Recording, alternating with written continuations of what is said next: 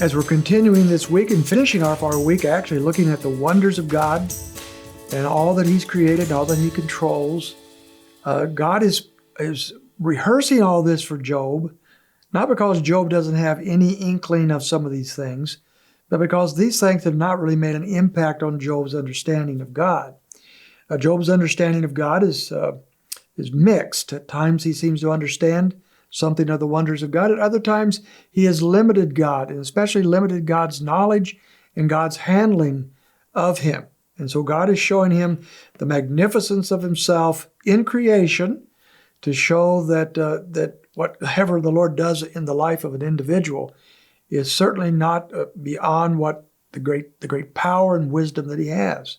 If God can do all of this that we're talking about and that He's showing us in this chapter, if God can do all of this, then what He can do in our lives is pretty simple, relatively. And Job needs to see that, and you and I need to see that.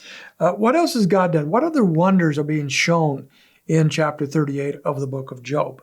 Well, let's look at verse 25 at the mysteries of the rain and so forth. I want to come back to that, but let's read it first. Verse 25, who has cleft a channel for the flood or a way for the thunderbolt, to bring rain on a land without a people and a desert without a man in it, to satisfy the waste and desolate land, and to make the seeds of grass to sprout. Has the rain a father? Or who has begotten the drops of dew?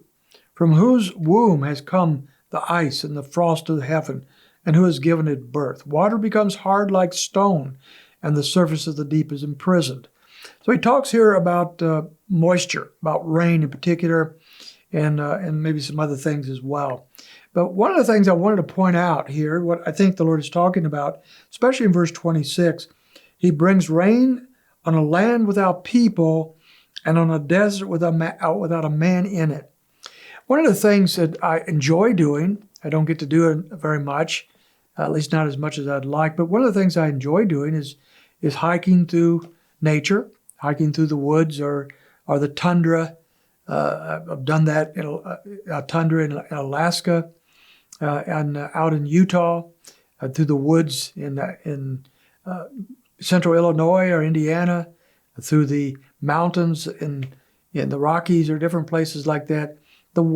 And each is unique and each is wonderful. And when you walk through, not just hiking through, trying to click off 20 miles a day type of thing, I don't find that particularly enjoyable. But what I do find enjoyable is taking my time and observing. And as I do that, there's places I have gone on occasion, rarely, but on occasion, where I've wondered if anybody has ever been there before, or at least how long ago has it been since anyone has actually stepped in this particular spot. And you take the time to look, you see various vegetations, so much that you can't even comprehend what it is. And you see insects or other little creatures on the ground that nobody even knows about.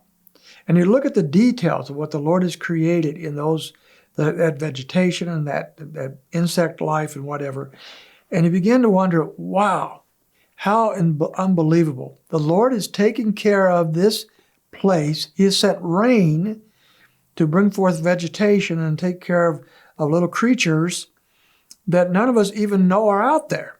There's a whole world, whole cities of vegetation and creatures that nobody ever even looks at.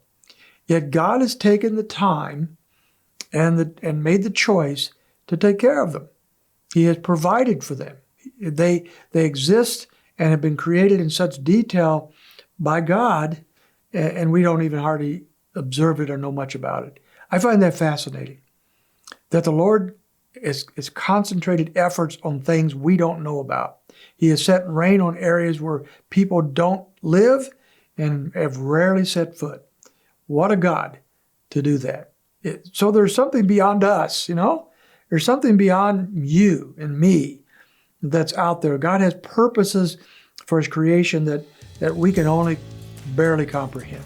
I find that fascinating. I hope that sends you away today considering the wonders of the great God that we have. This is what God is showing Job. I hope it does the same for you. We'll see you next week.